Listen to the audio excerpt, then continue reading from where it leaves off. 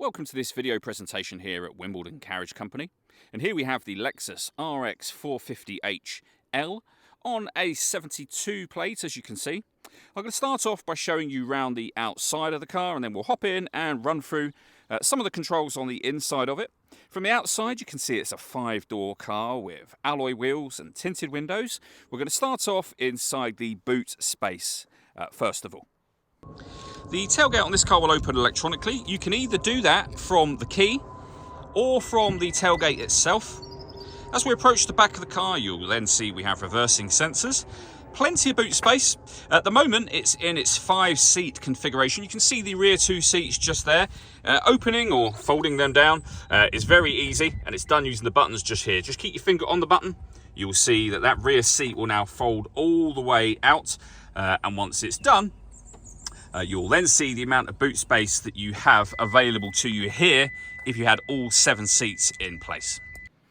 Okay, so we're just going to work our way back around to the front of the car, and then, as I said, we'll hop in and run through some of the controls. But now that we've done a full circle of it, you can see firstly the alloy wheels are in pristine condition, as is the bodywork the whole way around the car.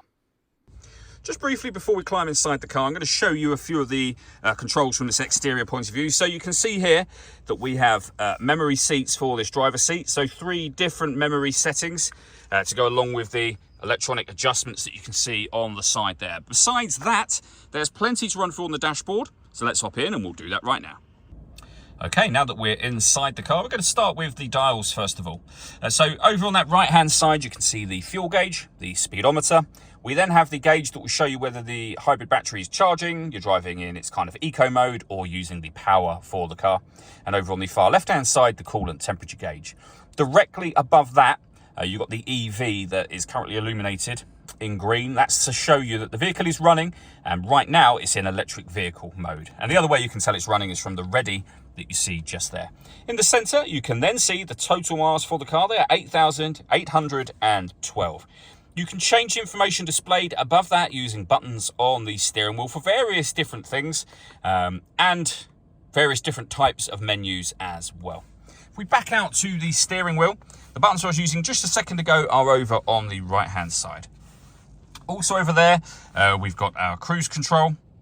Over on the left hand side, we have our stereo and phone controls. Behind the steering wheel, the minus and plus paddle so that you can change up and down a gear manually with this automatic gearbox should you wish to do that. Over into the center next, we have the very wide, as you can see here, screen that will enable you to access your satellite navigation. It's also where you will be able to control your music. So you can see me moving around on the screen at the moment. The way I'm doing that is using this pad just here, which works in very much the same way as a trackpad on a laptop would do. You can select things, you can push it down, you can access your main menu and certain other menus directly from here should you wish to, but otherwise, as I say, you can swipe it. You can see me moving the cursor around just there.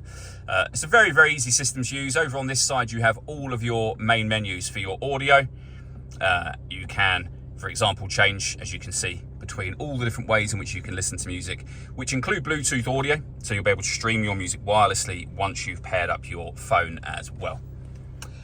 Below that, we have a clock, the CD player, the main volume for the stereo. You can tune your radio from here as well as using the screen that we were using a moment ago. And then below that, we have our dual zone climate control. You can adjust the driver and passenger temperatures. You can increase and decrease the fan speed. All adjustments, incidentally, will show along the top of the screen there as you make them. You can then turn your air conditioning on and off. You can, if you wish to, just hit auto. In doing so, the car will now take full control to maintain those temperatures for you.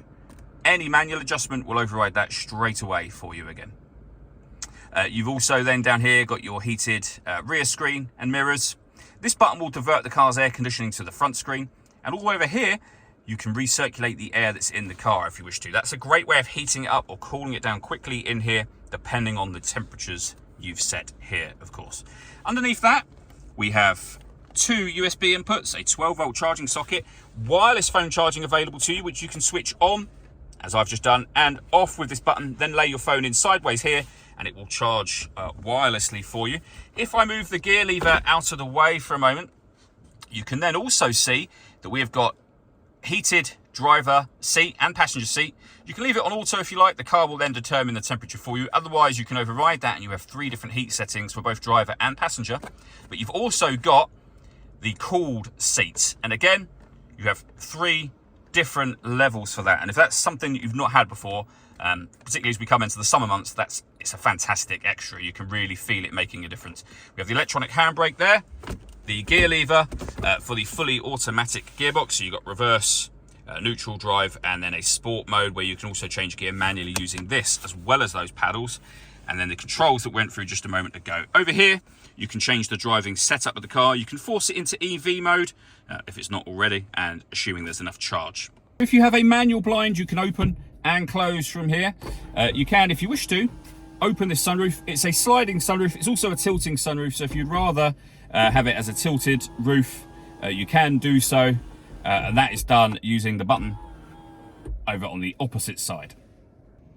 The very last thing I wanted to mention, and you can see it now, is the heads-up display for this car. So you have a digital readout for the speedometer there, as you can see, as well as various other bits of information which you can change should you wish to.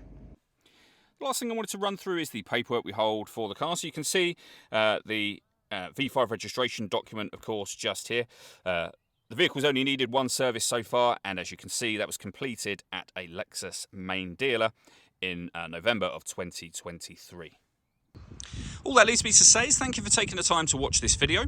If you'd like to come and see the car for yourself and have a test drive, or you'd like a live, bespoke video walk around of the car, please feel free to give us a call here at Wimbledon Carriage Company. We'd love to hear from you soon.